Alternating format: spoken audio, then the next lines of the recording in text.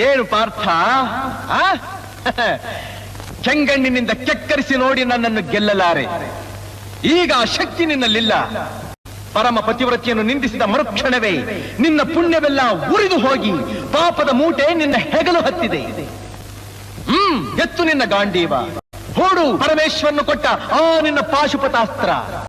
ಮದಾಂಧ, ಅವರಿವರನ್ನು ಕೊಂದೆ ಎಂಬ ಅಹಂಕಾರದಿಂದ ಕೊಬ್ಬಿದ ಮೂರ್ಖ, ಸುರಲೋಕಕ್ಕೆ ಸೋಪಾನ ಕಟ್ಟಿ ಮತ್ಸ್ಯಯಂತ್ರವನ್ನು ಭೇದಿಸಿ ರಣಾಂಗಣದಲ್ಲಿ ವೀರ ವಿಹಾರ ಮಾಡಿದ ಅರ್ಜುನನ ಭುಜಬಲದ ಪರಾಕ್ರಮ ನಿನಗೇನು ತಿಳಿದಿದೆಯೋ?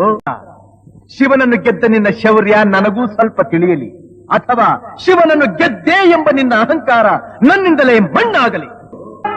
ಮುಚ್ಚುಬಾಯಿ ಜಾರಿಣಿಯ ಮಗ. ಹೊರ್ಕರೆದು ನುಗ್ಗುವ ಪ್ರವಾಹವನ್ನು ಪ್ರತಿರೋಧಿಸಬಲ್ಲೆ, ಕಾಲ್ಗಿಚ್ಚನ್ನು ಕಾಲಿನಲ್ಲಿ ಮೆಟ್ಟಿ ಅಡಗಿಸಬಲ್ಲೆ, ಸಿಡಿಲ ಬಡಿತವನ್ನು ಬರೀ ಮುಷ್ಟಿಯಲ್ಲಿ ಹಿಡಿಯಬಲ್ಲೆ. ಆದರೆ ಈ ಮಾತೃ ನಿಂದನೆಯನ್ನು ಮಾತ್ರ ಸಹಿಸಲಾರೆ. ಹೇ ಪಾರ್ಥ, ನನ್ನ ತಾಯಿ ಜಾರಣಿಯೋ ಪತಿವ್ರತೆಯೋ ಎಂಬ ನಿರ್ಧಾರಕ್ಕೋಸ್ಕರವಾಗಿಯೇ ಈ ಯುದ್ಧ. ಮುಗಿಯಿತು ನಿನ್ನ ಆಯುಸ್ಸು. ಶಿಖಂಡಿನ ಮುಂದೆ ನಿಲ್ಲಿಸಿ ಭೀಷ್ಮನು ಕೊಂದ ಹಾಗೆ ನನ್ನನ್ನು ಕೊಲ್ಲೋದಿಕ್ಕಿಲ್ಲಿ ಯಾವ ಶಿಖಂಡಿನೂ ಇಲ್ಲ.